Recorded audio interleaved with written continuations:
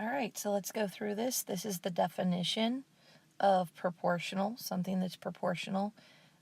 It has the same scale factor and same unit rate. Unit rate means when I divide these sets by themselves, they come out to the same answer. They also have, when I graph them, they have straight lines, so that's what we just learned about. They are linear, but they also have to pass through the origin. They have to go through 0, 0. So let's see what that looks like. Let's go ahead and look at our tables that we have for our example. And if we find the equation for this table, these are increasing all by 4. These are increasing all by 2. So of course your M is 4 divided by 2, which is 2. Your B, look right here, B is 0. So y equals mx plus 0. So since it is plus 0, you do not have to write that plus sign, and you don't have to write the 0. Okay, so that's what it will look like when they are linear and pass through 0, 0. So by definition, these are proportional. Now, when it comes to what it looks like with non-proportional, we go over here and we find our pattern. These are increasing by 1. These over here are increasing also by 1. So our M equals 1 divided by 1, which is 1. Our B, though, is right here, and our B is a negative 5. So this equation is y equals 1x, so I don't have to write it, but that is a minus 5. So here's the problem. When you have anything that is added or subtracted, like this minus 5, it is non-proportional. This is examples that do not work because, again, it has to go through 0, 0. So as soon as you see 0 and another number next to it, it is non-proportional. It does not work. These are proportional because it's 0, 0. Okay, let's practice seeing if these are proportional or not. And in that, we're going to go ahead and find our rate of change, which is increasing. We're finding our pattern over here and finding our pattern over here, and then our y-intercept. And our y-intercept tells us if it's proportional or not. So let's go ahead and find our problems.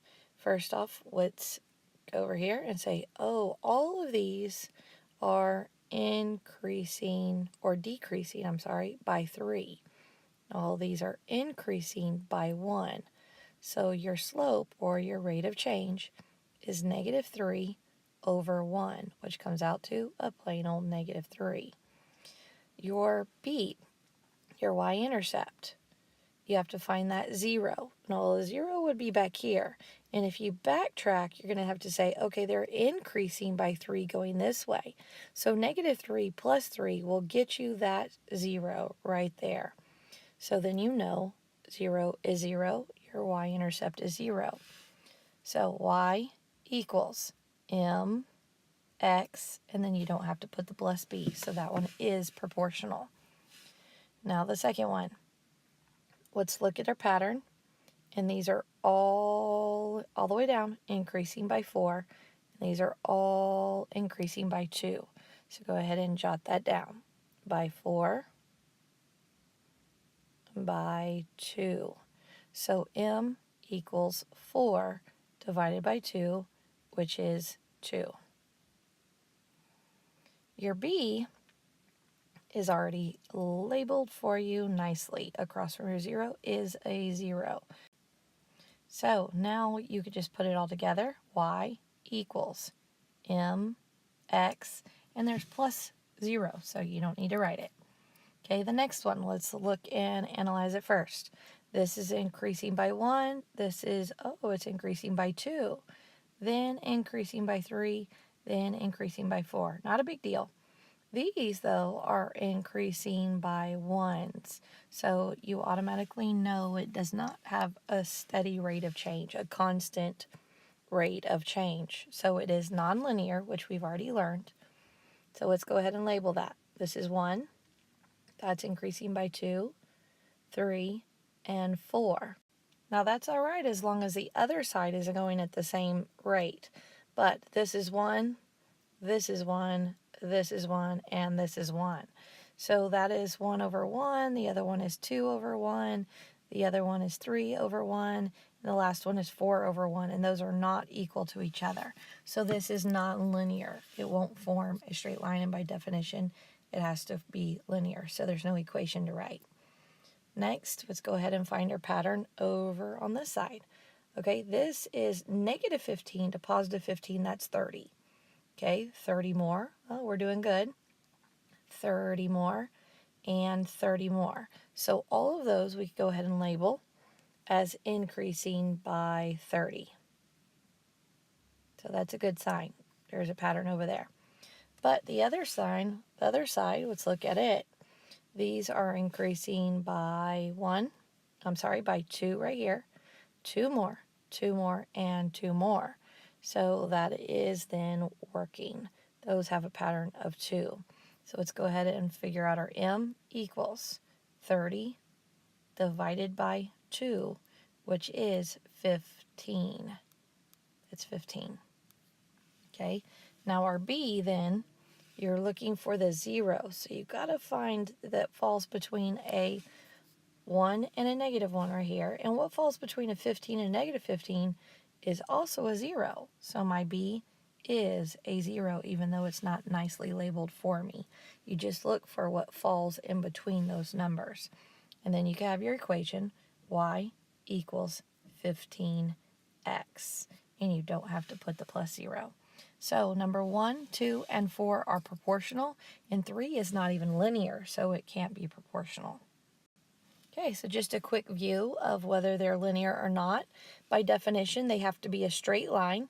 So if we look at 5, a straight line, nice. 6 is a straight line, nice. 7 is a straight line, but 8, oh my goodness, that's no straight. So this is not proportional. Okay, now the other thing you have to look at is it has to go through 0, 0. So just at a quick glance, this one goes through 0, 0. This one does not, but 7 does. So again, this one is not proportional. But this number 5 is proportional. And number 7 is proportional. Because by definition, they go through the origin and they are straight lines. All right, so this is asking whether they're proportional or not. So at a glance, you see a plus sign. So that's plus 5. It is not proportional. This one, no plus or minus sign. So this one is proportional. This one has no plus or minus because this means multiplication. That is negative 1/2 multiplied by my x. So this one is also proportional. And right here, minus from that x minus a number. That means it is non-proportional. So we could go ahead and label those not proportional. This one is proportional. This one is proportional. And this one is not proportional. But let's take it a step further because we really need to practice creating our tables from these. So we're going to go ahead and make tables, our x and y. X is always on the left, y is always on the right. X and y. X and y. And again, x and y. So let's start with that 0 because that's the most important one to see whether it's proportional or not. So if I take this and I put a 0 right here, 0 times 2 is 0, and that's how we get that plus 5. And that's why when we look at a table, we could tell right away whether it's proportional or not. This one's not proportional because right across from your 0 is a 5. Because when you multiply it out, it gets that. Now if I plug a 1 in right here, if I plug a 1, I'm going to get a 1 times 2, which is 2, plus 5, which is 7. So we get a 7. Let's go ahead and do 3 and 4. Now, by this, it should tell you, remember, by now, you should know it's increasing by 2s. Your pattern is a 2. So as long as you're increasing by 1s over here, these will increase by 2 because 2 divided by 1 gets you that what's attached to your x.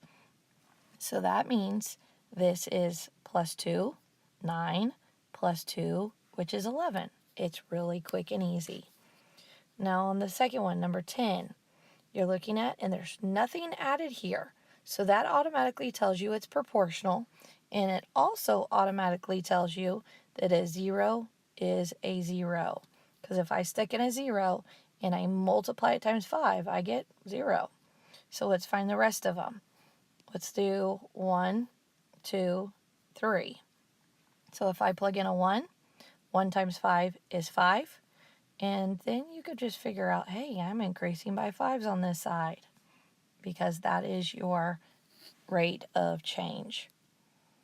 Okay, next one, number 11, 0. It is proportional, so you know the answer is going to be 0 across from that. You just have to glance for those. So if I put a 0 right here and I multiply anything by it, it gets you a 0. So let's go ahead and fill in 1, 2, and let's do a 3 also. So if I plug in a 1, 1 times negative 1/2 is negative 1/2. Another negative 1/2 will get you a 1. Another negative 1/2 will get you a 1 and 1/2. So all you're doing is multiplying those numbers. If you plugged them in, 3 times this will get you 3/2, which is 1 and 1/2. And you got to keep that negative sign. Last one, it is non-proportional. So you really need to look at this, -1, because that's what going across from your 0. So 0, and that's a -1. So that's your go point. That's where you start when you're graphing. Okay, let's go ahead and find 1, 2, and 3. These are increasing by 1. So just because of that, you could follow the pattern of decreasing by 6 from this point, because you're going to be decreasing by 6 over here. So, -1 minus 6 is -7, minus 6 more is -13, and minus 6 more is -19.